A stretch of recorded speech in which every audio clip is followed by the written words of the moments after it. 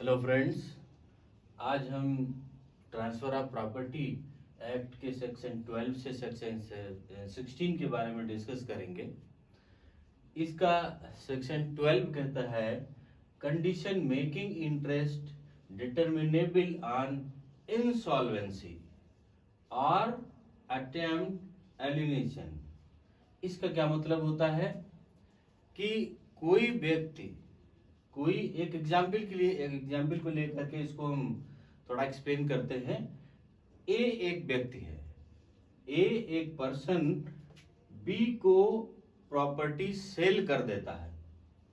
ए एक person B को property cell कर देता है, उस पर एक कंडीशन लगा देता है या लिमिटेशन फिक्स कर देता है कि ये व्यक्ति जो परचेज कर रहा है, अगर ये डिफॉल्टर हो गया, सपोज करते हैं इसने लोन पर प्रॉपर्टी को परचेज किया और या पैसे किसी से लेकर के परचेज किया और ये बी व्यक्ति डिफॉल्टर हो जाता है, बी व्यक्ति उसको लोन अदा नहीं कर पाता है या दिवालिया हो जाता है। इंसॉल्वेंसी के मतलब यही कि वो व्यक्ति अगर दिवालिया हो जाता है या पैसा अदा नहीं कर पाता है तो वो क्या हो जाएगा, वो प्रॉपर्टी बी से फिर ए किसके पास आ जाएगी, ए के पास।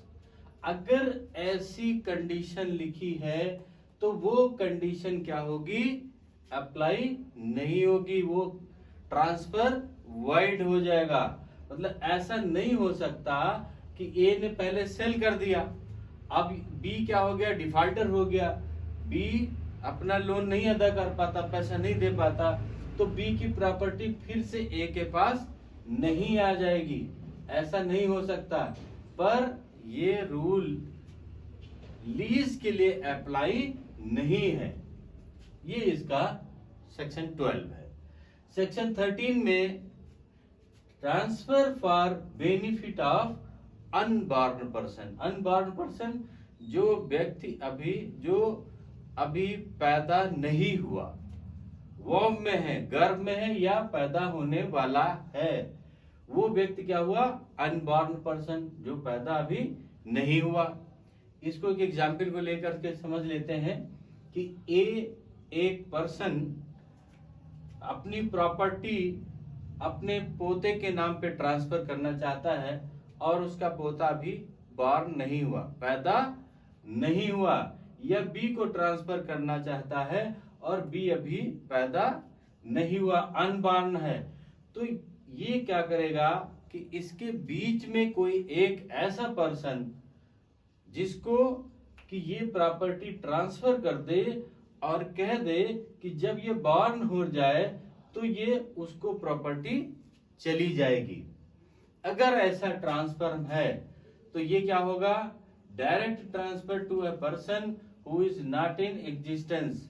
जो ट्रांसफर कैसा हो रहा है, डायरेक्ट हो रहा है, जो एग्जिस्ट में नहीं है, अनबॉर्न है, लेकिन उसके बीच में क्या आ गया, एक पर्सन है कि जब वो पैदा होगा तब वो पर्सन उसको दे देगा। दूसरा, ओनली एब्सोल्यूट ट्रांसफर वैलिड, इसमें केवल एब्सोल्यूट ट्रांसफर, ये नहीं कि उसको पैसा दे करके, सपोज करके बीच में आया तो बीच वाला इसको पैसा दे देगा तो ये सेल हो गया, फिर ये इसको कैसे ट्रांसफर करेगा। इसका मतलब ये एब्सोल्यूट ट्रांसफर विदाउट पैसे का होना चाहिए। अब मुस्लिम लॉ में ये चीज नहीं होती, अनबॉर्न में गिफ्ट को नहीं दिया जा सकता, इसलिए नॉट वैलिड फॉर मुस्लिम के लिए ये लागू नहीं है। अब इसकी कंडीशन, क्या क्या कंडीशन होनी चाहिए। एक तो पहली बात तो ये बीच में एक पर्सन होना चाहिए, मतलब ये डायरेक्ट नहीं ट्रांसफर होगा कि जब ये पैदा हो जाएगा, जब ये बॉर्न होगा तब इसको ट्रांसफर होगा, क्योंकि अभी वो जस्ट किसको ट्रांसफर कर रहा, उसके लिए कोई एक बीच में होना चाहिए, मतलब डायरेक्ट नहीं होना चाहिए, बीच में एक पर्सन होना चाहिए, पहली कंडीशन। दूसरी कंडीशन होना चाहिए कि ट्रांसफर इन दोनों के बीच में होना चाहिए। किसके बीच में, ए और बी के बीच में, और उनके बीच में कंडीशन क्या है कि एनी बॉडी बिटवीन बोथ, दोनों के बीच में कोई ना कोई एक पर्सन होना चाहिए जो वो बी को ट्रांसफर करेगा। थर्ड कहता है नॉट ट्रांसफर टू एनीवन। अब बी वाला जो बी व्यक्ति जो बी के ए और बी के बीच में था, वो किसी अन्य को प्रॉपर्टी ट्रांसफर नहीं कर सकता, ऐसा नहीं कर सकता। और वो प्रॉपर्टी किसको ही ट्रांसफर करेगा, बी को ही ट्रांसफर करेगा।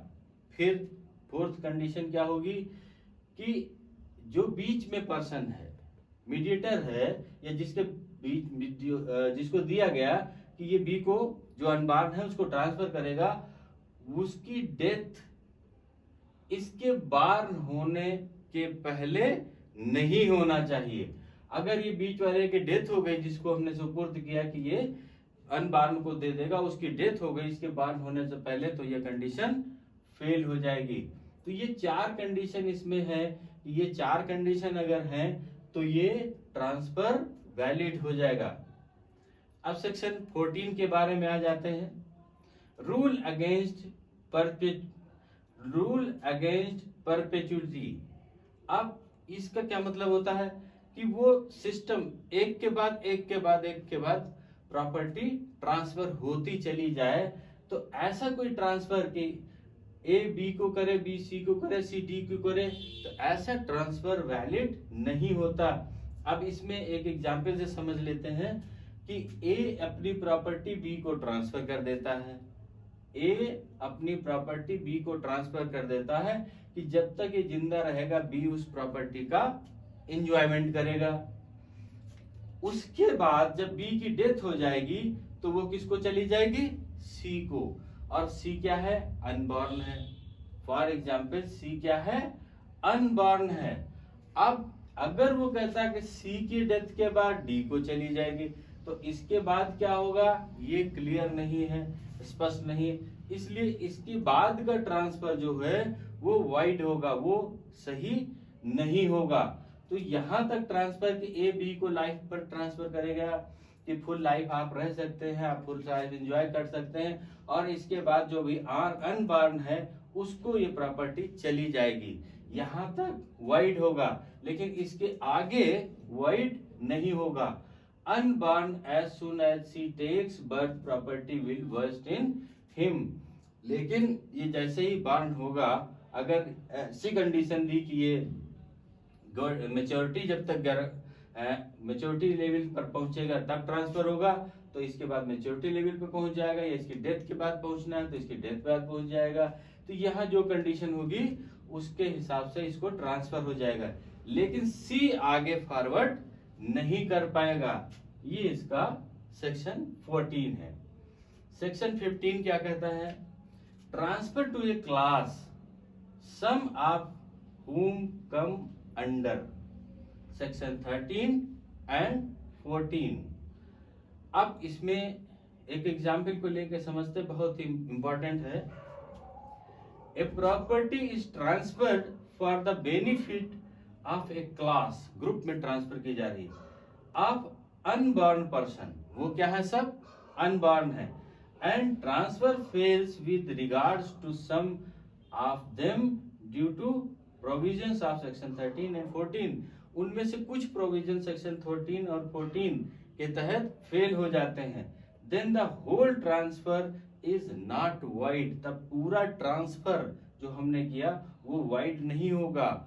कुछ पार्ट उसका जो है वो वाइड हो जाएगा, लेकिन उसका पूरा पार्ट वाइड नहीं होगा। अब एग्जाम्पल से समझ लेते हैं। ए एक पर्सन है और 3LMN अनबॉर्न है। क्या है, LMN अनबॉर्न है। अब ए प्रॉपर्टी को ट्रांसफर कर देता है, एक बीच में कोई पर्सन है, कि जब L और N M ये तीनों बॉर्न हो और L और M मेच्योरिटी को पहुंचे, मतलब 18 साल के पहुंचे, तो इनको ये प्रॉपर्टी ट्रांसफर हो जाएगी। पर रेस्ट प्रॉपर्टी N को तब ट्रांसफर होगी जब N 50 साल का हो जाएगा।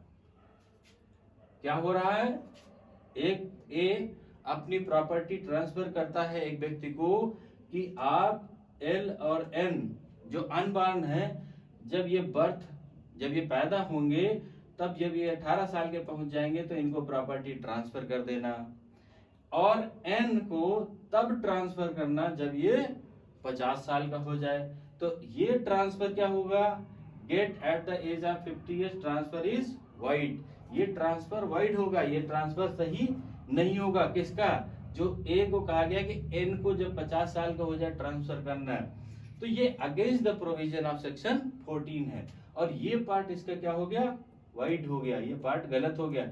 लेकिन ये पार्ट एल और एन जब 18 ईयर्स के हो जाएंगे या बर्न हो जाएंगे तब ये प्रॉपर्टी ट्रांसफर होगी, ये सही है, ये ट्रांसफर क्या है, ये करेक्ट है। इसलिए ये पूरा ट्रांसफर वाइड नहीं होगा, केवल ये पार्ट इसका वाइड हो जाएगा। ये कहा गया सेक्शन 15 में। अब सेक्शन 16 के बारे में, transfer to take effect on failure of prior interest when prior transfer was invalid the subsequent transfer will also be invalid। अगर पहले का कोई ट्रांसफर इनवैलिड है तो उसके बाद जितने भी ट्रांसफर किए गए वो सब के सब इनवैलिड हो जाएंगे। अब यहां पर एक एग्जांपल से समझ लेते हैं कि ए एक पर्सन है, वो अपनी प्रॉपर्टी बी को ट्रांसफर करता है, सेल कर देता है, सेल कर देता किसको, बी को।